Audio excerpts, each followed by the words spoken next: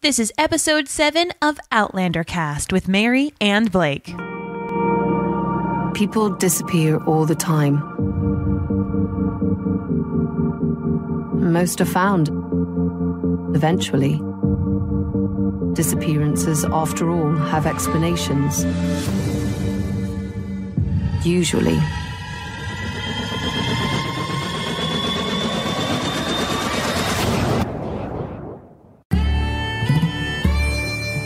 Welcome to Outlander Cast with Mary and Blake. It's a podcast dedicated to the show Outlander on Stars. Sing me a song of a lass that is gone, save of that lass behind. Mary of soul, she sailed on a day over the sea to sky.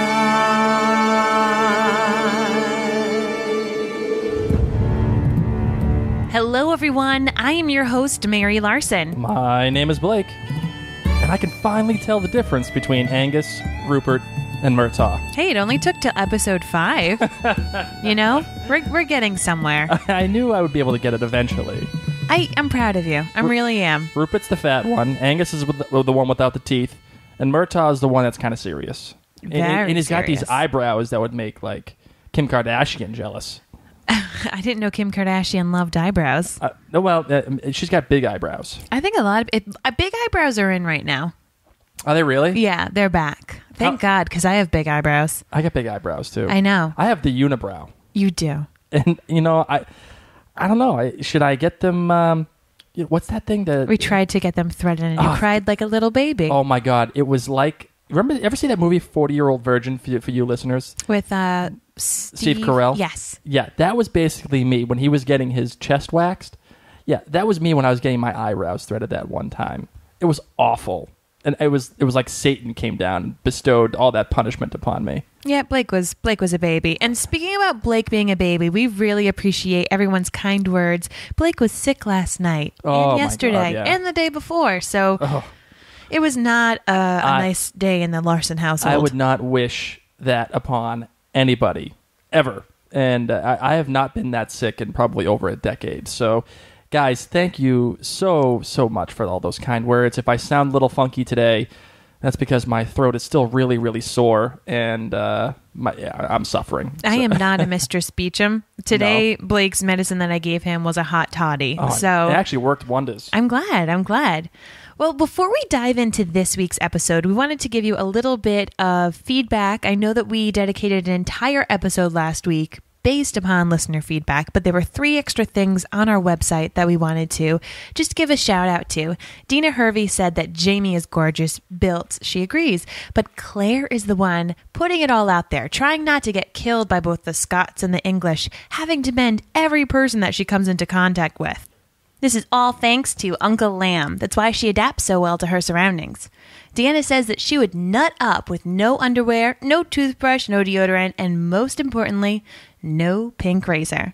All that sets Claire apart from the average modern woman of 1945, or even today's woman. You go, girl. And yes, Deanna just went there. Jill Baird says, thank you for referring to Mrs. Fitz's hair. When she first came on the screen with her hair all done up for the gathering, the first thing I thought of was the Bride of Frankenstein. It wasn't as big, but it was still some crazy hair. And Deanna also wanted to say that she's trying to create a hashtag for #adorable Angus. We already know that we were talking with Emily last week about no teeth, no problem. But I still laugh at that one every day. I'm going to put it out there. There was a lot of loving on Angus last week, but this week the times might have changed. Let's get into this week's episode recap of Rent.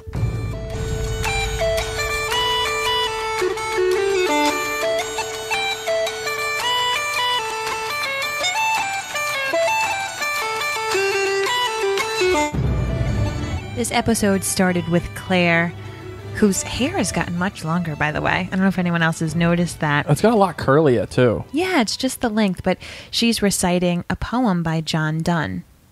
And it starts off with the word absence.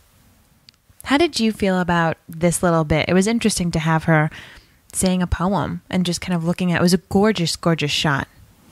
I felt like she was the one that was experiencing the absence. She was experiencing the absence from all of her time. She's got that from Frank.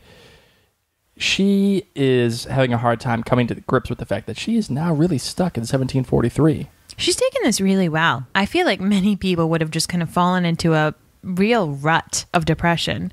And instead, while she's saying this, she makes a new friend, Ned. Ned is...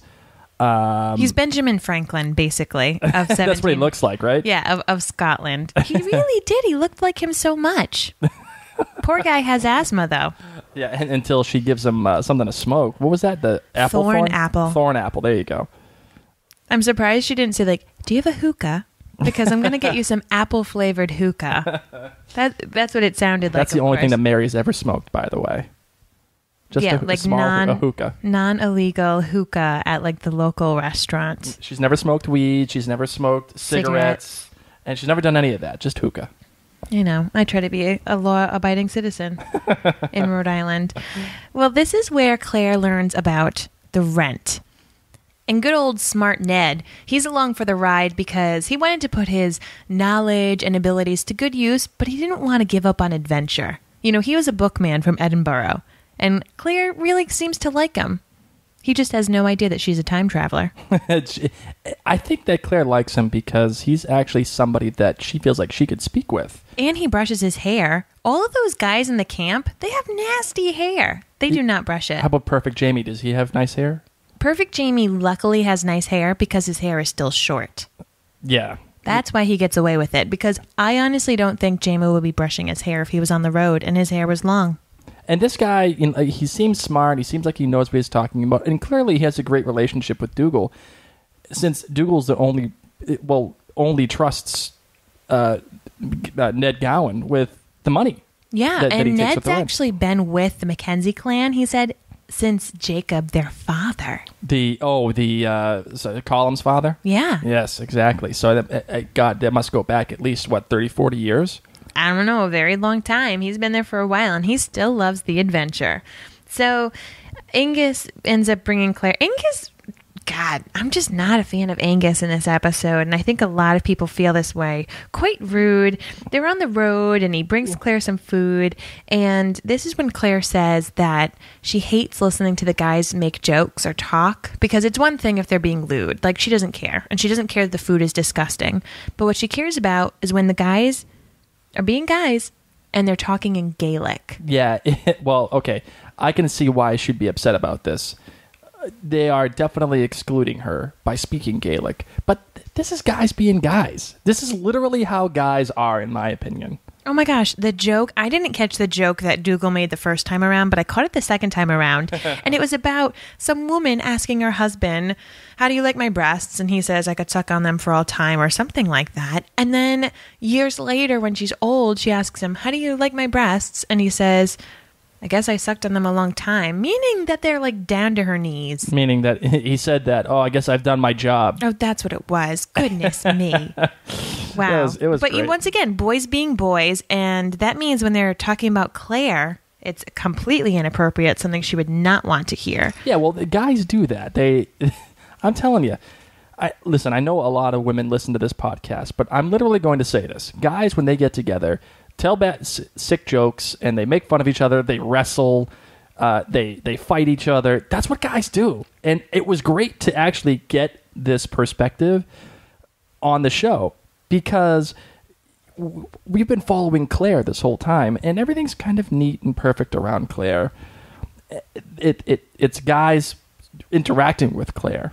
And now we're finally on the road, and you get a chance to see these guys interacting in their own environment. You see the guys be guys. One thing that was really interesting in this shot, as they're talking in Gaelic, Angus touches his undercarriage area in a manner, and everyone's laughing. You don't get to see shots of Jamie. You see like the tuft of his hair, but they really carefully made sure you couldn't see if he was laughing along with them. Yeah, do you think that it's just because Jamie's above all that?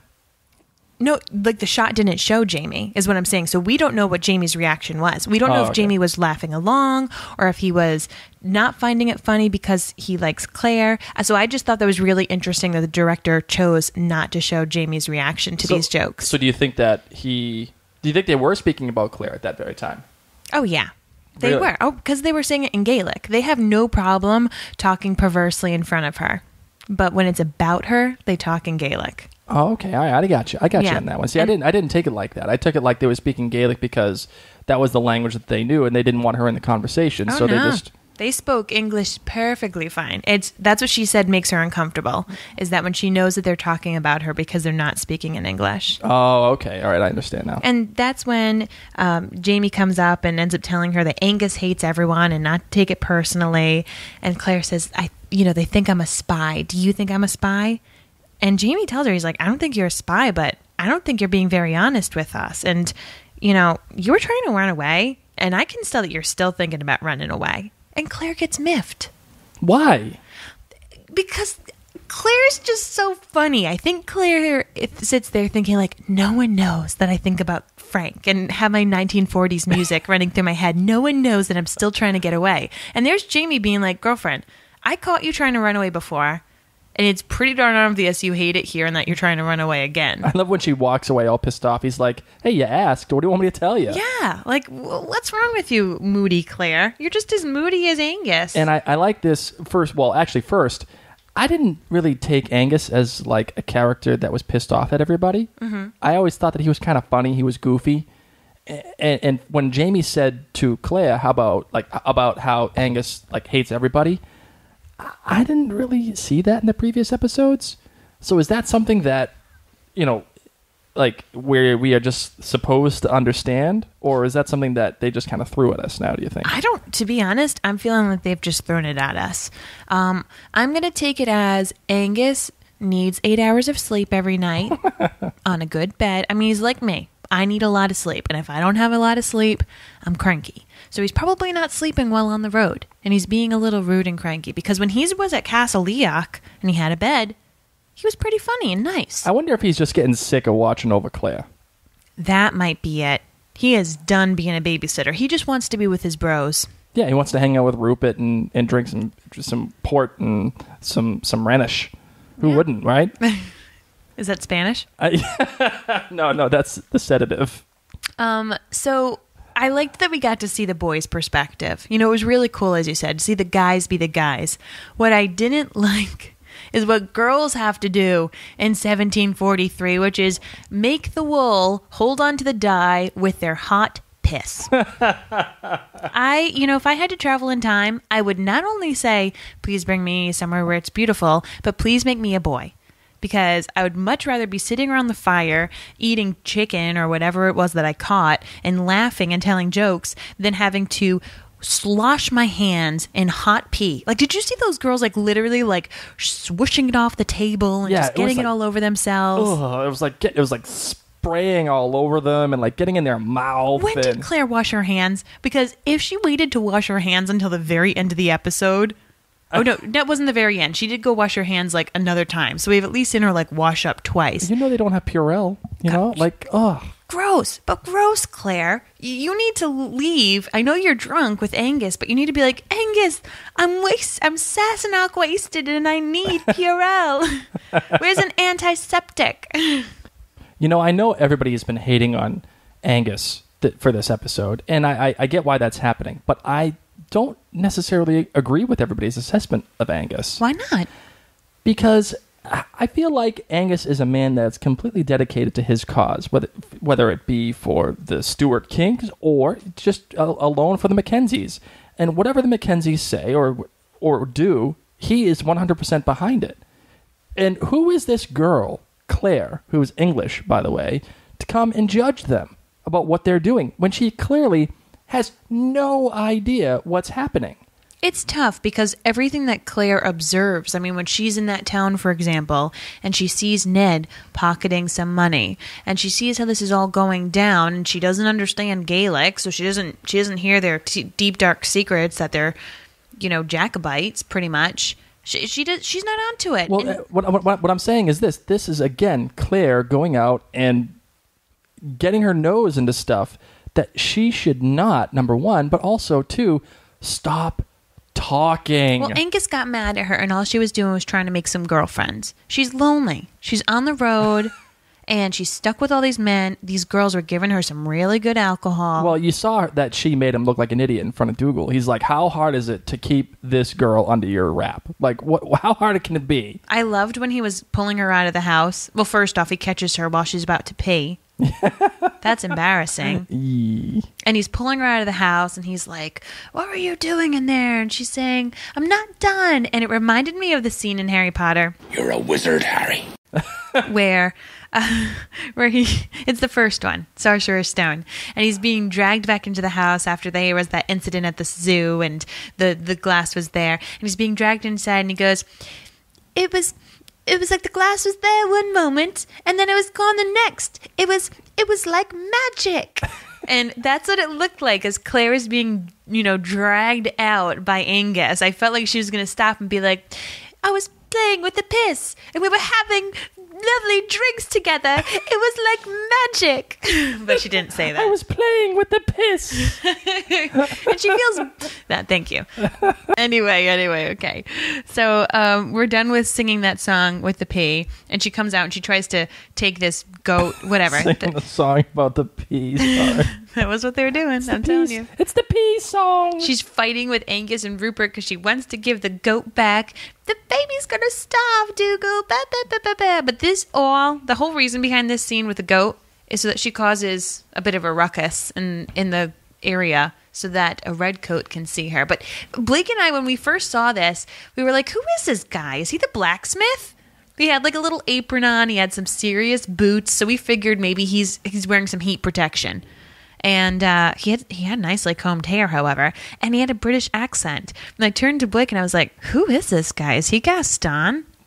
What? No one fights like Gaston. You know, from Beauty and the Beast? Yeah, I do know, yes. He looked like Gaston. He was like, are you okay? Are you all right, miss? It kind of heroic-like.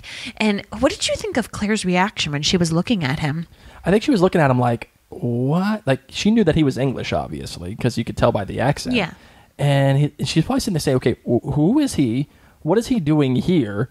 And why all of a sudden has he decided to stick up for my honor or whatever and figure out, like, okay, is this person in trouble? Why is he doing this? And I wonder if she really sat there and said, I think I am in trouble. I wonder if she really wanted to say that. I think she was giving him the eyes. You know when you're trying to have someone mind read and you look at them and you think, maybe if I think really, really hard and I look at you, maybe I can speak to you with my mind. It's like when the cops come up to you and they say, are you in distress or are you in trouble? And like if someone's like holding a gun to your head and you can't say anything, and the cop's like, blink twice if you're in trouble. Oh, I was taking it more as Professor X from X-Men. Like, I was picturing more of that kind of thing where she was trying to, like, be like him. To mind meld it? Yeah. Oh, but that's actually Spock from Star Trek, not Professor X, sorry. Whatever. It's all the same. We still got it. But you know why the English soldier decides not to do anything? Because all he does is look around and he sees all these Scots touching their swords. He's got a bunch of angry Scots around him. I don't blame him. Yes. He probably knew he could fight, he lived to fight another day. Now, this is the thing that I wonder. Is this guy, like, undercover? Because he's not doing a very good job, number one. I think he stopped to get some water, some food. Is he, like, on a work release program or something? No, he was probably just... I mean, we see him later on with the rest of his buddies. Oh, yeah, sure. But, like, he was there with the big apron, and looked like he was doing something at this little village. Here's what I think. I think his horse, like, lost a hoof or something, and he was stopping because it looked like he was going to a shack where they work on stuff. All right, let's just... I'm going to stop you there. Think, I'm going to hold on. I'm going to stop you there because horses don't lose hoofs. those are their feet. What is the horseshoe? Maybe it had, like, a horseshoe or some kind of a problem, or he needed to fix something, because he was definitely wearing a worker's apron. Yeah, I felt like he was doing something there. Yeah, I don't think he was helping people. I think he stopped. He was just doing a routine checkup, and he was like, while I'm here, guys, I need to get something fixed. It's like when you go and you're out for a drive and you're like, crap, I really need an oil change. And luckily there's oil change places everywhere. So I'll just stop at this one and let them do my oil change. They That's have a what he hoof did. change place. Yeah, I think he was just getting some work done. Oh, you lose the hoof. Oh, my God. Well, okay, look, if this guy was undercover, he did a bad job because all of a sudden he goes back in his little tent and he puts that red coat on in the friggin' open light of day. I don't think he was undercover, though. It's not like they're going to do anything to him because he is a redcoat. I mean, Jamie would have hid.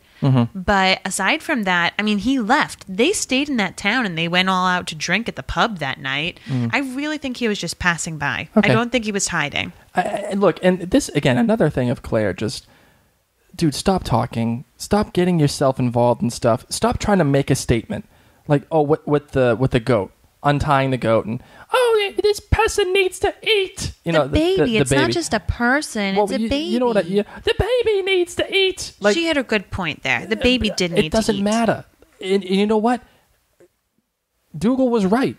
This is for rent. It's fair and square. That's it. That's payment. I'm sorry. That's how it goes. They need a wet nurse in that town. They need like 6 wet nurses, apparently. Oh, there's a lot of babies. Well, everyone's too busy messing with piss. Oh, that's probably why.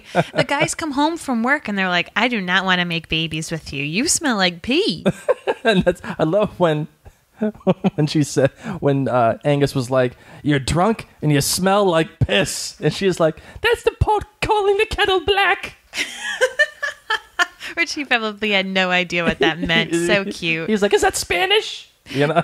I loved all the guys when they were in the pub and they're just hanging out. We know what they're doing. They're trying to fight for a good cause, and yet Claire's sitting there being all misjudgy, thinking that they're stealing from these people, who knows what. But then Dougal does something that I don't really agree with. He rips Jamie's shirt off to kind of get the pity vote, to say, hey, everyone, look at what the English did to my nephew's back. And everyone, oh my God, here, we'll give you some money. But all Claire sees and knows is that Jamie got really upset. Then she's asked to sew up his shirt. And truth be told, Claire was probably not a good sewer. So she's like, no, I'm not going to sew his shirt. And so Jamie says, I'll sew my own shirt. And he trounces off. And I don't know. His shirt looked pretty darn well sewed. It was almost like he had a brand new shirt. Yeah. I mean, especially if it kept getting ripped like every single week or every single trip. I think we'd be torn to shreds by then. Yeah. Like, I know. I had a blankie when I was a kid. And by the end of like my 5th year of age, blankie was just a couple of threads. And my mom's re-sewed blankie over and over again. So Jamie must be getting new shirts. Who knows? So, but you know what? I don't blame Dougal for doing this either, because guy's trying to get some money. And he's also trying to spread the hate. And what better to do than to show what the British did to Jamie? Can you clarify a little bit for us? Why do Dougal and the rest of his clan, what do they have against the English? They are trying to support what is they eventually allude to, which is the Jacobite Revolution. What does Jacobite... Okay, so Jacobite... Just fill us in. Give us like the Cliff Notes version. All right, Cliff Notes version. Here we go. I think you know what we should probably do? I think we should have like another podcast specifically about the Jacobite Revolution. What do you think? I think that is brilliant. Okay, so all right, this is what we're going to do. I'm going to give you a brief description of what's happening here, and then we're going to have another podcast, maybe a bonus episode this week about specifically the Jacobite Revolution. Sound good? Especially if you can somehow tie it in to this yes vote that is supposedly coming up, because I'm also confused about that. Well, you know what? We're gonna do that for the bonus episode. Okay. All right, everyone. I'm really sorry if you're offended and that hurts your feelings that I don't understand this much. But Blake's going to fill me in. All right. Okay. All right. Quick Cliff Notes version of the Jacobite Revolution. There was as Frank says later on in the episode, yes, there are a number of Jacobite revolutions. Okay, so what is the Jacobite Revolution? Well, the Jacobites were Scottish or people who supported King James II. Who's King James II? Well, he was originally a king in England who was a Catholic king. Now, he was overthrown in the Glorious Revolution in England. From there, at that point, it was made a law that no Catholic king could hold the title of king in England. In all of England? Yeah, in all of England. So if you were Catholic, you could not be king. You had to be Protestant. You had to be here in the United States it's Episcopal. Over there it's Anglican. So There's a lot of other Protestants here. I know, but the official religion of England is Anglican, as created by Henry VIII. Anyway, ultimately, what they're trying to do is they're trying to get the Stuart family, the Stuart line of kings, back on the throne in England. So is James's last name Stuart? Is that like so he's in the Stuart family, and he's Catholic. Yeah, it's like they have a bunch of different family names. Like King Henry VIII, his family name was Tudor. But we'll just call him right now James Stuart, and he was Catholic. So the Scots really like him because they're like, he's Catholic. We want to vote for him. Yes, and what they're trying to do is they're trying to get this other guy who is now part of that family line, and what they're calling him is Bonnie Prince Charlie. That's not necessarily important to our discussion right now. What's happening is this. The Scottish, in the Mackenzies, they're trying to garner support for the Stuart king, and they want to get the Stuart king back on the throne in England, because he was the rightful heir, at least in their eyes, to the throne in England. So what they're doing is they're getting money and also making people hate the English so that they can hold a revolution to try to get the Catholic king back on the throne. Correct. Okay, I got this. So we're going to get into that a little bit more in our bonus episode, but that's what the deal is right now. Okay, so after that crazy day of Gaelic, which Blake just translated very well. Maybe that's what Dougal said. He's like, for those of you who don't know what's going on. Anyway. He was very passionate, by the way, those speeches. It was great. I loved it. He did a great job. I just hated him I felt like he was treating Jamie like a freak show. Well, I don't blame him. I really don't blame him. I do. That is not his body. But it's all propaganda. And like Dougal says to Jamie later on in that little conversation they have in the woods, Jamie says, "Oh, my back is my business." And Dougal says, "Not while you're traveling with me, buddy." Gosh, Jamie needs to make his own clan and not have to listen to mean Dougal.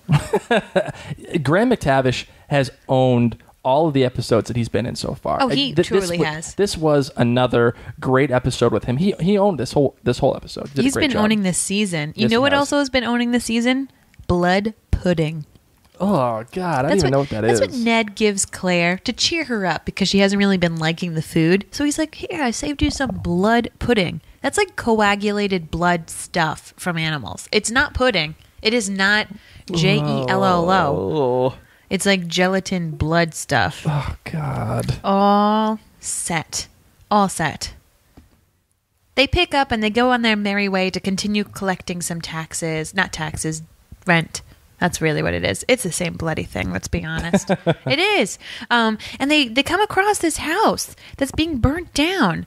And there's these people, and there's a lot of commotion going on. And Claire ends up finding out that there are these people who pretty much tout themselves as bodyguards, you know? Well, they call themselves the Watch. Yeah, we'll take care of you. We'll make sure that the English don't, mess you up at all. And things didn't go too well. Yeah, because if you don't pay us, then we're going to take all your crap, and then we're going to burn your house down, especially if we find out that you're helping the British. Bullies. Everybody's bullies. And she's like, oh, it's extortion. And you're like, yeah, it is, but that's how it goes. And this is why Claire keeps talking. Claire, shut up. That's I would have asked the same thing, because it wouldn't have made sense. And up goes Dougal. He's like, ooh, I'd like my money too, please. There we go. And I loved how Jamie rolls up in his horse, and then as he's rolling up, he just kind of turns the reins. He's like, oh, that's the Watch, because even though they're Scottish like me, those guys care more about money. Yeah, and they're going to turn them over. Me in. Yep, they'll turn them over to the British. Oh, man. Not a good place. Nobody's really trustworthy. Not in 1743. Who would you trust of this cast of characters? Who would you trust right now? Out of all of them? Out of every single one of those guys. Nobody. Wouldn't trust a damn thing.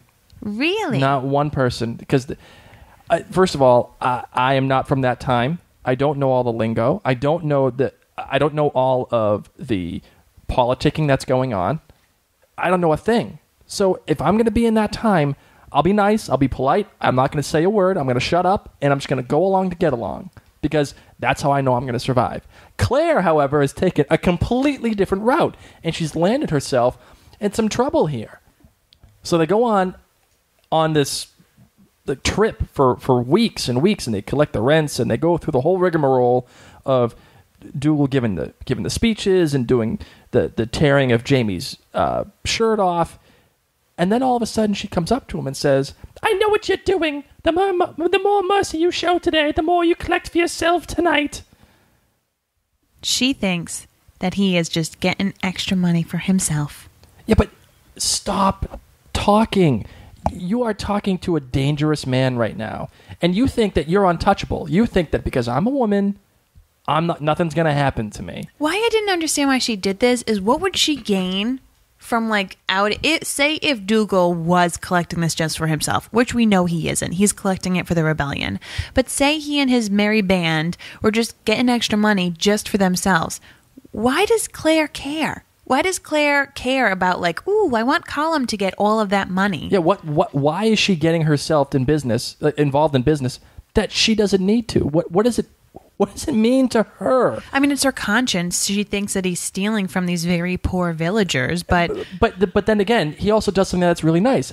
Before she says this, Dougal has all of the food, and one of the guys comes up and says, "Hey, the redcoats came along and took all my stuff, and I can't even feed my family tonight." And Dougal gives the food over and says, "No, you're going to eat tonight, and then all of you are going to eat tonight. And we're going to get together and have a good time at the pub." And that's that. And that's when she says, "I know what you're doing. A penny for the laird and a pound for your pocket." Like, come on, man. Yeah. Well, she ends up learning. She ends up finding out quite easily. Oh, gosh, there was that other scene when they found those crucified men. And they knew that those were the redcoats. And that's when Dougal was able to start letting Jamie be. And he actually talked about what he saw there. Exactly. Well, actually, before we get into that, I also want to call Ned Gowan out, because right as she was saying this about the penny for the laird, pound for your pocket, Dougal says, what is it you're accusing me of? And you could tell that there was going to be a problem, like there was going to be an issue.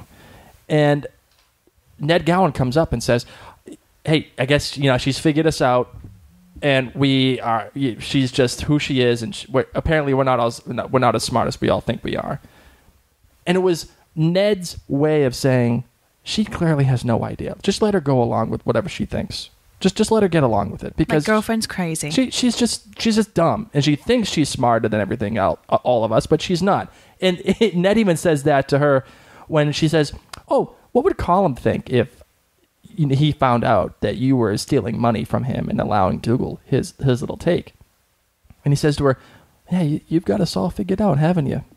It was kind of like giving her a little bit of a jab there without her even realizing it. Yeah, it's true. And it was kind of a backhanded compliment, too, when he says to her, "Oh, yeah, you would be a good lawyer. Too bad they don't let women practice law right now." Yeah, it's probably going to be a couple of centuries. And there's Claire. She's like, I know what's going to happen. And then only 2 more centuries. 2 more centuries.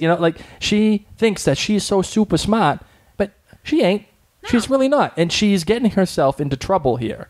Well, she eventually learns what they're really collecting money for, and that's the revolution. And then she changes her stance with Ned, and she tries to give him a heads up. Like, listen, that revolution isn't really going to work, buddy. The British have the best army right now, and there's no way you're going to win.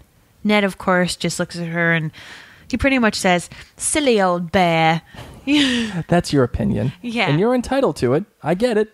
But we're going to do what we're going to do. We're going to rock this. Okay, so let's also talk about this. Everybody thinks that she is a British spy, right? Yes. Okay.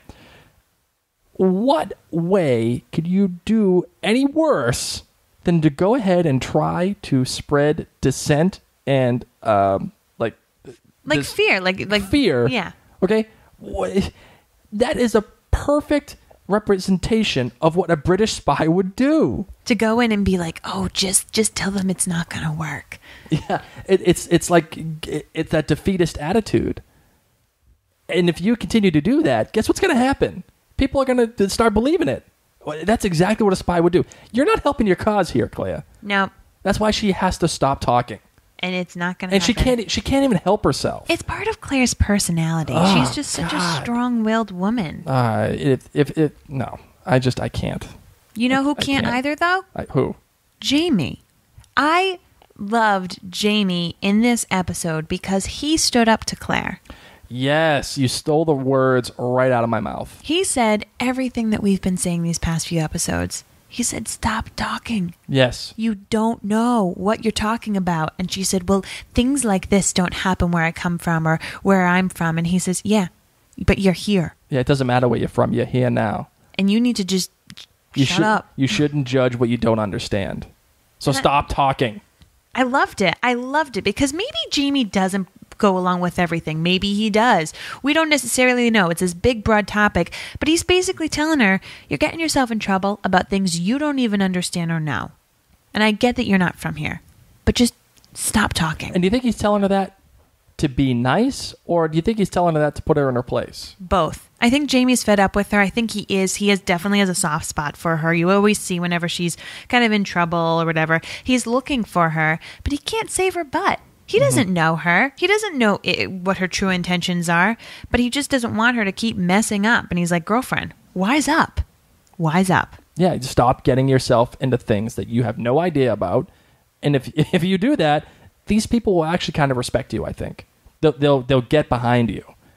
And she is her own worst enemy. She is her own problem. She's creating the problems that are around her at all times. The other thing that I liked about Jamie in this episode is while they stayed in town and Claire actually had a nice little bed all to herself, she hears a noise outside, goes outside, and trips over Jamie, who was pretty much guarding her front door to make sure that none of the drunk men downstairs would take advantage of her. Aww. And she invites him in. She's like, listen, buddy, it's cold out there. Come on in. And Jamie has the most shocked face. He's like, oh, sleep in your room? What? What with you? Oh, no, oh my God. Your reputation would be ruined. And how cute that that's his answer. I know. Her reputation. I mean, we all know that Claire's not a virgin. She's married. Yep. So how cute is he? That's the one thing he's concerned about. Because all of those other guys in his troop would have easily gone into bed with Claire. They joke about it in Gaelic. You know that's what they're saying. Oh, sure, yeah. They're like, oh, one night she's going to invite me in to snuggle with her and I'll snuggle with her, you know? Oh, real quick, we didn't talk about this, but I this was an important scene. Claire comes up on Dougal and Jamie's conversation in the woods. And this is when Jamie was punching the trees. Ouch. You know? She asks him, why are you putting up with Dougal and all the stuff that he's doing? Ripping your shirt off, doing all that crap. And he says, well, he's my uncle. And then he follows it up saying, a man has to choose what's worth fighting for. And it feels to me like that is something that is extremely more poignant and meaningful than what it came out to be. I think it's in regards to eventually the Jacobite Revolution, number one, but also his feelings for Claire.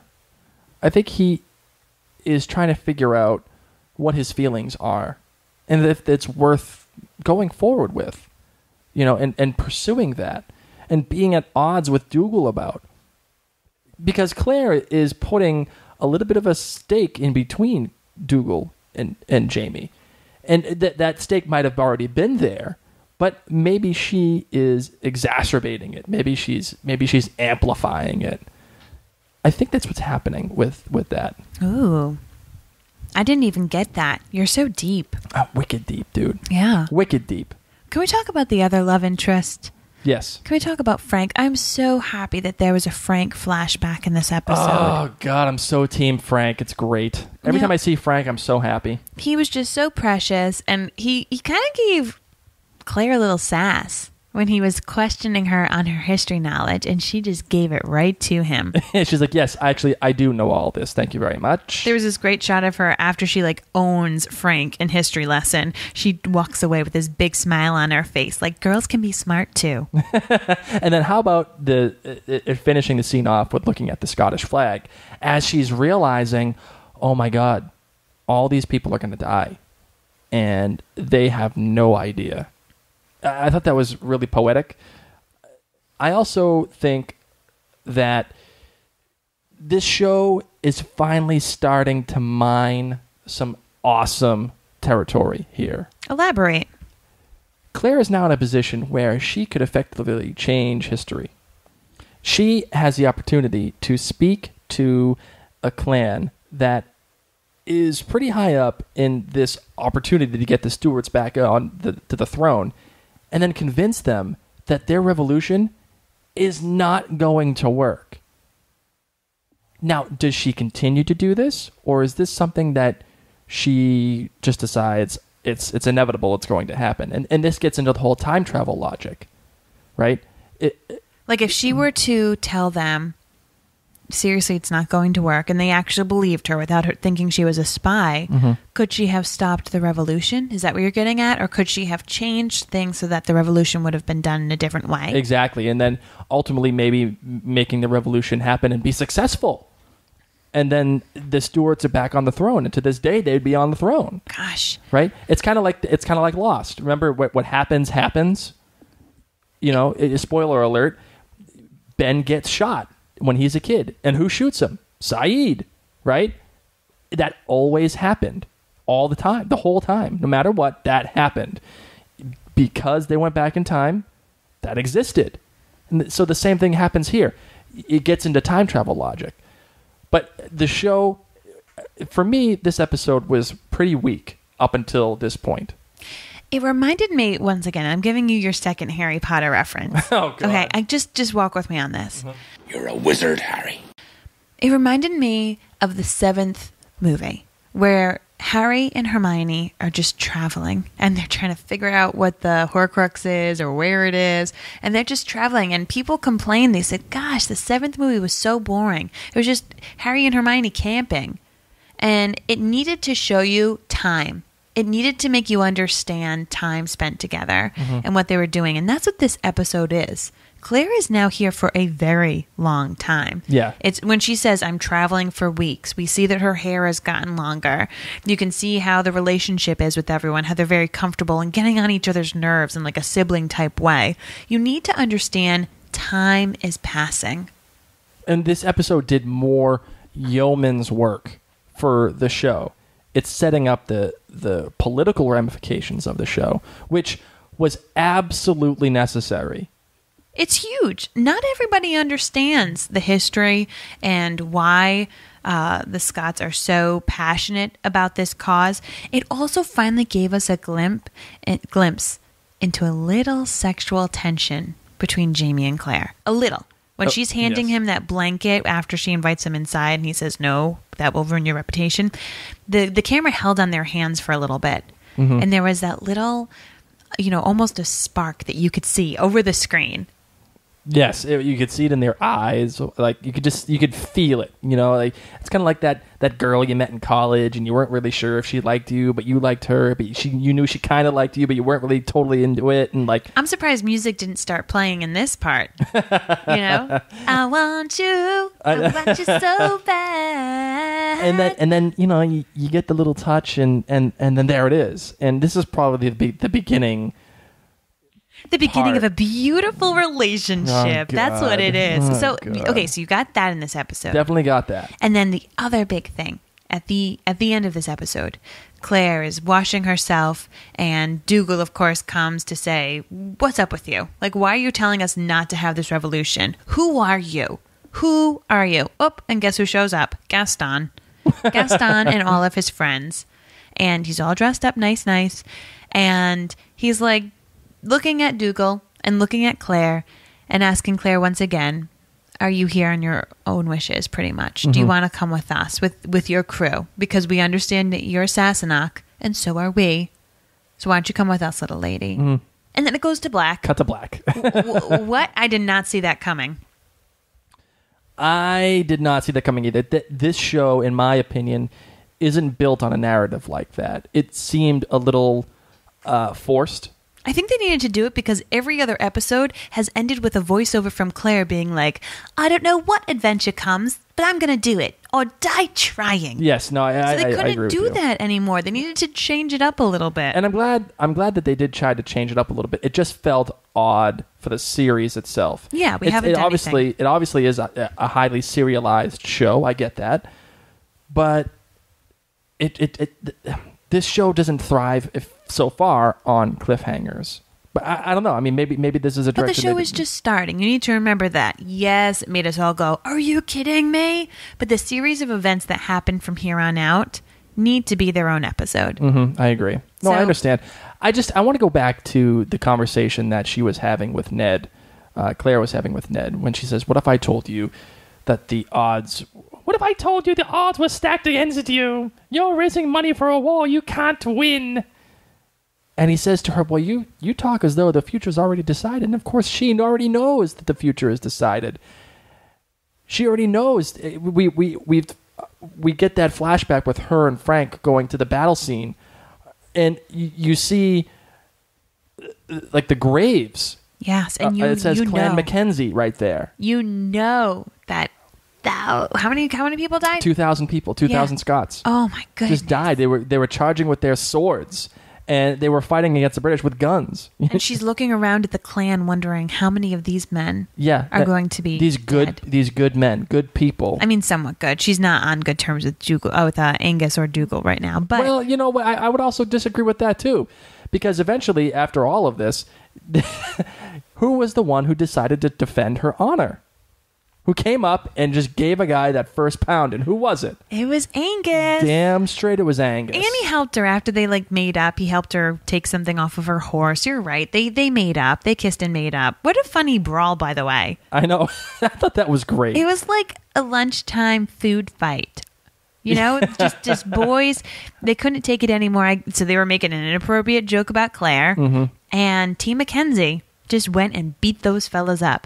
And Claire, awesome. once again, insert foot in mouth, here she is, reprimanding them. Mm-hmm. Saying, shame on you. This is what you get for fighting. I've Look at treated it. sixth graders more than you. You know, Yeah, it's just smarter than really you. rude. Just really rude. And it's not until Murtaugh was like, we fought for your honor. Yep. And he says something about how Oh yeah, you know, you we says- can make fun of Yeah, you. you're a guest of the Mackenzie. We can insult you, but God help any other man who does. And I was like, oh man, Murtaugh, that's awesome. Standing up, man. And you know Standing up. that's great too, because that in my opinion is a total guy thing to do too. I can make fun of you. I can make fun of you, my wife. I can have fun with you. I can talk about you, and I can make fun of all your faults. But I'm telling you this: if somebody ever decides to make fun of you in front of my face, that's other than me. You're going to go bust some knuckles. I'm literally going to go up like Angus and shove their face into the table because you're my wife. Aw, thank you. And that's how they feel about her. They feel like her, like she's kind of a sister. And don't talk to my sister. Don't talk to her. Don't do that. You don't deserve her time. You know. And Well, I'm love happy- that whole episode. Love that whole scene. Okay, well, how did you feel about the whole episode as a whole? I actually felt this was the weakest episode. No. I did. I felt that this was the weakest episode. Oh my gosh. And let me make sure that I'm not confusing anybody.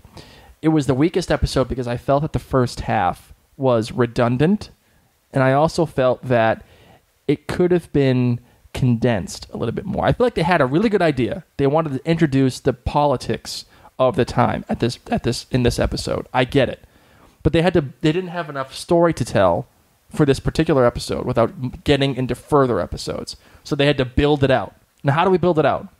Well, we want to show some more Scottish culture with the women in the hot piss. We want to show guys being guys. We want to show them collecting rents. We want to show that time is passing and Claire is getting fed up and people are getting fed up with Claire. I get all of it, but it was too redundant. You just kept seeing that speech after speech that Dougal was giving. And yes, he did get a lot more fiery after seeing the people crucified, Bruce Bolton style, the spoiler alert from Game of Thrones. Yes, you saw them out there, and he then gave this even more impassioned speech and didn't even bother using Jamie with his scarred up back. And that you saw some differences along the episode. But it didn't get interesting, in my opinion, until she realized, oh no, this is not just thievery. This is about a revolution. I completely disagree with you. Really? Yeah, Okay. I liked this episode a lot because it helped build the world. It helped someone like me who didn't pay attention in history class too much understand what people were like then, how they had to pay rent, what the mentality was, and how you would drum up interest. You didn't have Facebook to send a message and be like, hey guys, vote for the Jacobite side. They didn't have that. They had to go door to door while they're collecting rent and preach their message. And I really liked that, and it made me appreciate Dougal. If I had just seen him do one speech, I would just think he was being mean to Jamie. And it made me appreciate their cause and how dedicated they were to it. Yep. Because it was for so long. And you had a nice setup with Jamie and Claire. You know, had this happened in the 3rd episode, I wouldn't have been too okay with it. I would have been like, girlfriend, you need to still be thinking about Frank. But now weeks have gone over, you know, so it's been a while. They've gotten accustomed to one another. I like that we were able to see time pass. I also think that I'm biased because as a book reader, I know that the next 2 episodes are going to be jam-packed. Okay. So it's hard for me because I see what this was doing and it expanded the world, but I also know that there's not going to be a dull moment in the next episodes. For me, this episode finally got interesting when she is facing herself and facing this moral dilemma. Do I tell these people that they're going to lose? In fact, she says to Ned, you are going to lose. It's a fact. You have to believe me. Does she continue with that? Now, is she going to continue questioning her own self? Should I be helping these people in this way? And if what I say, does what I say have any meaning to any of these guys? Does what I say impact any of the decisions these guys make? Who knows, Claire? So- Only time is going to tell. This was really cool. That was really cool, interesting stuff that this show is going to start mining. I think it was inevitable that it would eventually mining it. Because how could you not? Especially with a girl like Claire who can't help but talk. You can't help herself. Well, now you're confusing me because you said this was your least favorite episode and now you're understanding. I think I brought you to the dark side. No. I as I said, the first half of the episode was, to me, the weakest part. Okay. And then it made up for itself in the second half of the episode. All right. Maybe even almost 2/3 into the episode when it finally started to get into that territory of changing history. I got you. Or getting into that moral dilemma of, do I talk to these people about this or not? And what would you do? How would you do it? So that's when it finally got interesting. They had the really cool idea, but they had to build out the idea. Okay. You know what I mean? That's what I thought about it. Well, enough about what you thought about it. Let's check out our listener feedback. Let's do it.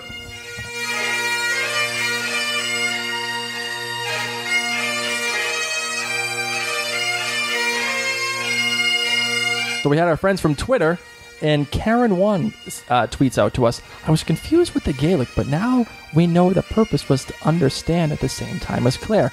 Karen, I agree. The show wants you to get things as Claire gets them. Ainsley Peace said that she did not expect to love Frank this much. She guesses it's all because of the amazing Tobias Menzies. She now feels Claire's pain. Welcome to the Frank train, Ainsley. I'm so happy that you're on board with me. Brandy Sorrell tweets out, at this point, how are the Mackenzie's clan any better than the Redcoats? They're becoming what they hate. I know. I'm not sure if I agree with that. You know, I'm not trusting anybody. No I don't matter trust what. anybody, but they have their ideals and they're setting something up for their revolution. And it's not like they're forcing people to give the money. They're volunteering the money. Especially after those little meetings and little speeches by Dougal. They're coming up and giving the money out. They're still being jerks half the time, though. I can see what Brandy might be getting at. Elaine tells us the decision to cut the episode in that part was brilliant, but at the same time, a burden for us viewers. Oh, is she talking about the ending? Yes. Yeah, no, I agree. It's almost like a little tease, and I also feel like it's a little disingenuous. Like, if you're going to tell the story, tell the story. Well, they don't have 3 hours, so that's what they had to do. But would it kill you to have her answer within that episode? Like, if they said, then they would have just cut after that. Whatever she would say. Yeah, that's what I'm saying. If they gave an answer, like if she said no, to me, that's more interesting than just cutting the answer altogether. Oh, I don't agree. I want to know, is she going to say yes or no? Is she going to run? What is she going to do? Well, if I knew the answer, yes or no, at least that completes the story. You know, I felt like it was a little disingenuous on the show's part, the writer's part, because it's story bait. That's what it felt like to me. I'm fine being baited. Like, it would have been, if she said no, it would have been really cool, because all I would do the entire week was sit there and say, "Holy crap." Claire wants to stay with the Mackenzies. Or no, not even that, but like, holy crap, if she says no, I'm here against my will. Oh. What are the British going to do, right? Or if she says yes, holy crap, now she's saying she's giving up any opportunity to leave, and now she's staying with the Mackenzies. The power is in her hands. We had a fantastic tweet from Leg Hair. Leary Mackenzie herself sent us a tweet. Thanks, Leg Hair. She says, "Well, I was not seen at all, but I'm glad to see that the Sassenach witch going back to her own wretched kind." Oh, Leary is feisty on Twitter. Leary's My not goodness. a happy person. I knew she was jealous. Blake, you were not the only person sick last night. No. Amy tells us that she was watching Outlander while she was taking a lot of allergy medication. She tells us that Jamie is even cuter. Oh. Even cuter when you have lots of meds. When you're high on allergy meds. Oh, poor thing. That a girl. And Lynn Mittman says, "I do believe an apology is in order. British/English. The show does use it similarly. So I'm sorry to have corrected you." Oh, Lynn, don't worry. Lynn, I get it. No problem. We all make mistakes. We're human. I get it. But I do appreciate where you were coming from. So, And we hey. are trying to fix that. If we've ever slipped up, we want to be called on it because we don't want to make that slip. We had some great comments on Facebook. Dina Cox Hervey says, "I understand better the political aspect that is an undertone, but there was too much Gaelic to not have some type of subtitle, or at the very least, Murtaugh whispering to Claire what was being said." Okay, so did you miss having Murtaugh tell her everything? I mean, because they could have had Murtaugh sit next to her during all of the conversations in the pub and say, "All right, Dougal's telling everyone that we are raising money for the Jacobite revolution." Yeah, no. And I don't agree with you, Deanna. I'm sorry, I don't. Because this is a point that I actually really liked. Number one, if Claire doesn't understand, you shouldn't understand. Number two, the show cannot hold your hand all the time. You have to meet it halfway. What Dougal is saying, the actual words aren't important. What matters is the emotion behind it. And the message. And you can infer what he's saying by what he does with Jamie and his shirt and showing the back. And you get that he's speaking about the British as soon as he tears that shirt off. And what you're looking for is the crowd's reaction. Okay. So the emotion behind it is what's really important, not necessarily the words. Jane on Facebook said that after seeing this episode, she especially thinks that Outlander is not being shown in the UK because of the indie ref vote on September 18th. It is a brutal reminder of how Britain has long tried to wipe out the Scottish people and culture, and certainly may influence nationalist feeling right before the vote for independence. It makes me hope even more strongly that Scotland votes yes. So we're going to learn a lot more about all of this when we have our bonus episode this week, because I kind of know what's going on, but I want to know more about it. So hopefully we'll have that later on this week. I'll save all my feelings and everything for the bonus episode. But Jane, I think you're right. I really do think you're right. They're not showing it in the UK specifically because of that vote. If any of our listeners are from the UK, we would love to hear your opinion and what's going on. So shoot us an email, write us a comment on our website, outlandercast.com. Those do not have limits, whereas Twitter has 140 characters, and I doubt you can tell us your personal opinion in that short of a time. Instagram, our Instagram friends, we love you. So much great feedback. Gadkins8831 says this episode moved the story along significantly.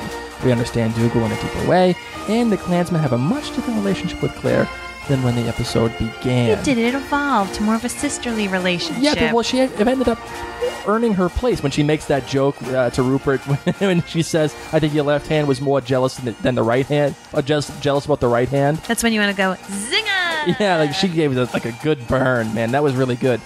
And he's like, oh, I never heard a woman tell a joke before. So at that point, you start seeing her become one of them a little bit. So yeah, the relationship's totally different.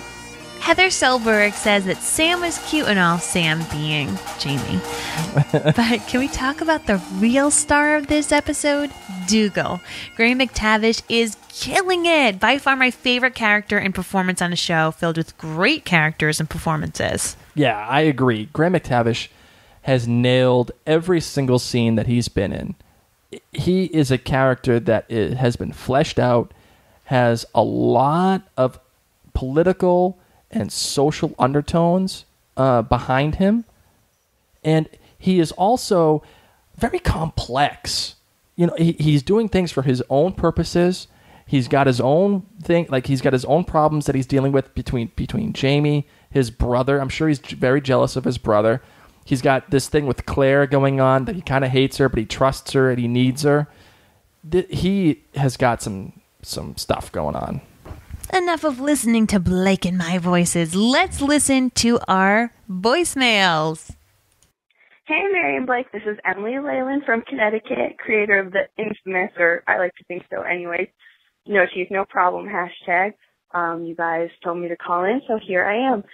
Angus was a little touch and go for me this episode. You know, he's usually the comic relief, and that's why we love him, but this episode got a little bit more serious. But I think it's interesting to see that serious side, but in the end he brought it back and said, nobody's allowed to make fun of Claire but us, and I think that's pretty cool of him. So yeah, I'm still hashtag No Teeth, No Problem. And of course this was an amazing episode and will continue to be an amazing week after week. So can't wait to see what next week has. You guys are doing great. Love the podcast. See you soon. Not really, but bye. Emily, thanks for calling in, and thank you for that awesome hashtag, No Teeth, No Problem. I still love that so much. In regards to Angus, I'm still on the Angus train. I think he's cool. He's a very prideful man, and yet when you have Claire getting on him like that, that's going to be problematic for Claire and for anybody else that gets in his way. So, yeah, still cheer for Angus. I think he's still a good guy. Hey, this is P.S. Caramel, or Peggy, if you like.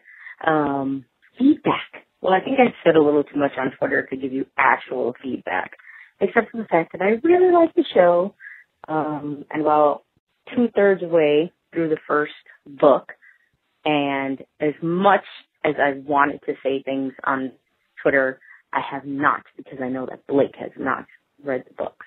So, and I'm glad for the non-spoilers, because I would like to continue reading the books. They are entertaining so far. The show is phenomenal, and I love the cinematography. I have always wanted to go to Scotland, and now have a family friend who lives there, who met a man on the internet and married him and moved to Scotland, and she loves it there. And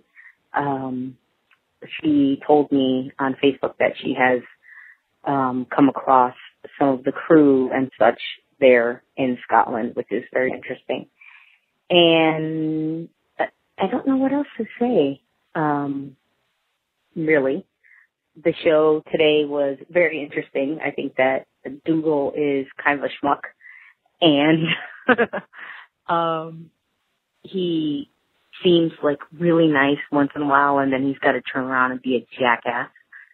And then you got Angus, who is absolutely hilarious, makes really funny faces, and kind of reminds me of my very delinquent, hilarious uncles. And I think that I'll grow to love him again, even though he was kind of brusque and rude on the episode today. I do enjoy his character very much, though. And Claire needs to learn to shut up, because she is giving herself away a little too quickly. And if she wants to not have people up in her business, then she really needs to keep her mouth quiet. I think that she needs to kind of become a little more acclimated with the guys that are surrounding her and be a little more aware of the things that she says and be aware of who really are her enemies around her and not suppose so much that she's just there and no one's paying attention to her, because I truly think that they are. And Jamie, Jamie's kind of a conundrum because he's, he's into Claire and she's into him, and he's very much so stubborn and bullheaded, but he's got that, cute, quiet side that, kind of comes along with red hair and pretty eyes, I guess. I think that your commentary is really cool, and I'm really digging the podcast, and I continue to look forward to more of the podcast and your interactions next Saturday. Okay, bye. Thanks for calling in. And finally, someone has agreed with me about Claire not needing to talk anymore. Oh my God, Claire, she was right. You're letting yourself out too soon. What's going on here? Come on, you're smarter than that, right? I feel like that you would be. I mean, God, I know I would be, but that's because I'm awesome. Well, again, thank you for calling in. Hi, Mary and Blake. This is Carrell from Franklin, Massachusetts, kind of down the road from you guys. First, I want to tell you I love listening to your podcasts, and I especially love Blake's Claire voice.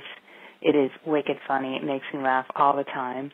And I wanted to make a comment about everyone wanting to see more Jamie, and I love Jamie too. But when I read this first book about 3 months ago, somebody just told me, hey, this book is about time travel, you'll like it. So I got the book on my Kindle. I knew nothing about the story at all. And so at this point in the story, when I was reading it, I really didn't think Jamie is any more than just like a friend of Claire's. I knew he was younger, so I didn't think she was going to be interested in him. I mean, I didn't know that they were going to hook up. I hadn't read any of the hype.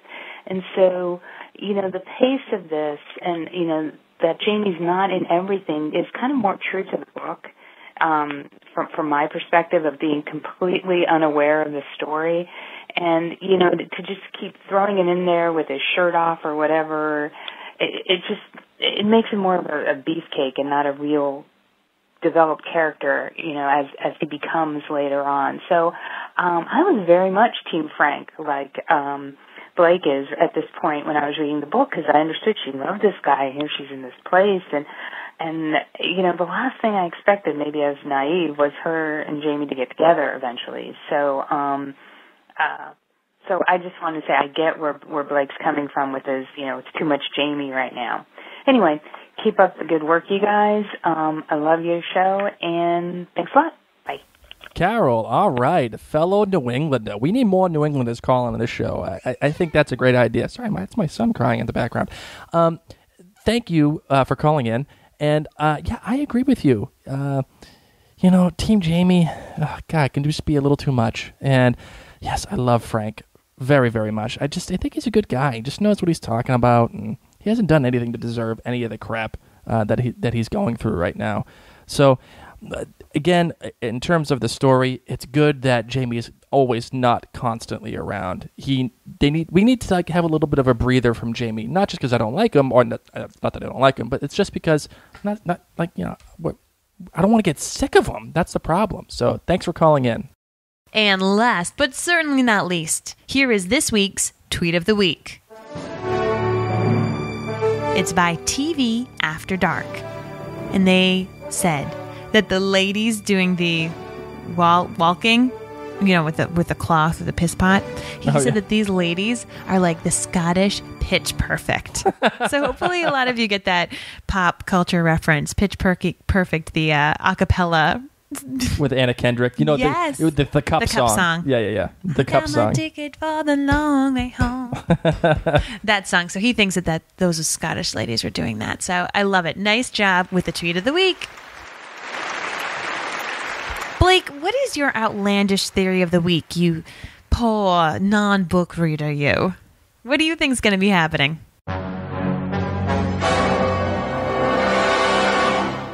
I think that Claire is going to say, nope, I am not here on my own free will.